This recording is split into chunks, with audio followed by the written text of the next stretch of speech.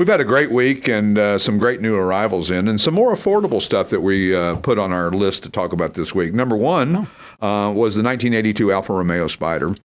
I like these in silver. Silver metallic over beige and blue. I think it's a great color for those. Sporty Italian design. This has got an updated interior, a double overhead cam inline 4, 5-speed manual, little top-down skate. Yeah, but when I lived in LA in the mid-'80s, they were hot. This was the car to have. They were absolutely hot, and and still are. I think that they still have a timeless look about them that look great. So next, why are you laughing? I'm not laughing. The 1999 Renault Clio RN, super rare, white and black over dark gray and multicolored inside. 132,000 actual kilometers. Peppy 1.4. I drove it. It is Peppy. Well, it better be Peppy. Not Pepe Le Pew. Not Pepe Le Pew. Rarely seen stateside.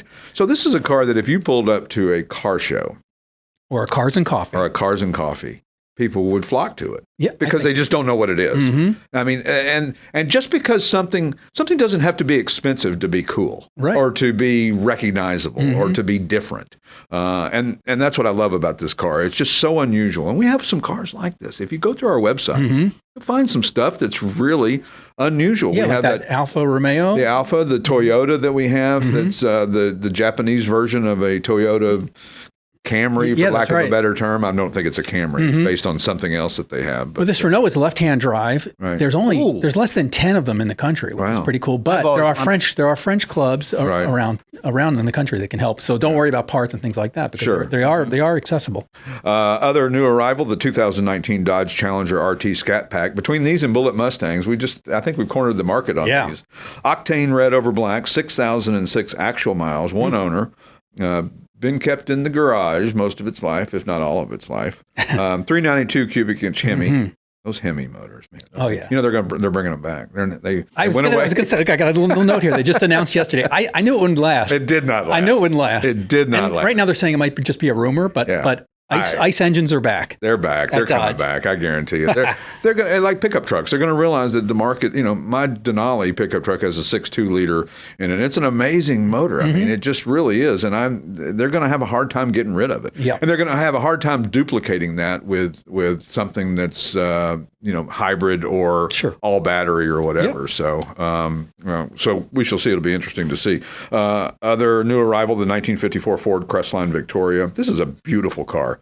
Sandstone white and cadet blue over white and blue. And AACA National Senior winner. Yeah. Stunning restoration. That two-tone color combination is really special. It is a beautiful car. And it's a 230. It's an overhead valve V8 with a 3-speed manual tranny. So interesting car. How about the 1964 Avion T27 Camper? Butternut over wooden pale yellow, fully restored, walnut and cherry cabinets, new subfloor. That's something you don't often hear with any of the vehicles that we have here. It's a neat piece. It really is. It is very Airstream-like, except it is absolutely a time capsule. I walked into that thing and I was like, I'm home. Yeah, it feels familiar. It really does. For those of us who grew up in the 60s and the 70s, it's one of those things that just feels, it's like going into somebody's house that's still kind of decorated from the way Grandma had it. There's a certain comfort level that you feel when you go in there and makes you feel good. So this is interesting. You don't miss it because it won't last long, I don't imagine. And this next one that came in, the 1958 Buick Super Riviera 2-door hardtop, blue mist and colonial blue over blue, 54,000 actual miles, 364 cubic inch V8, Dynaflow automatic.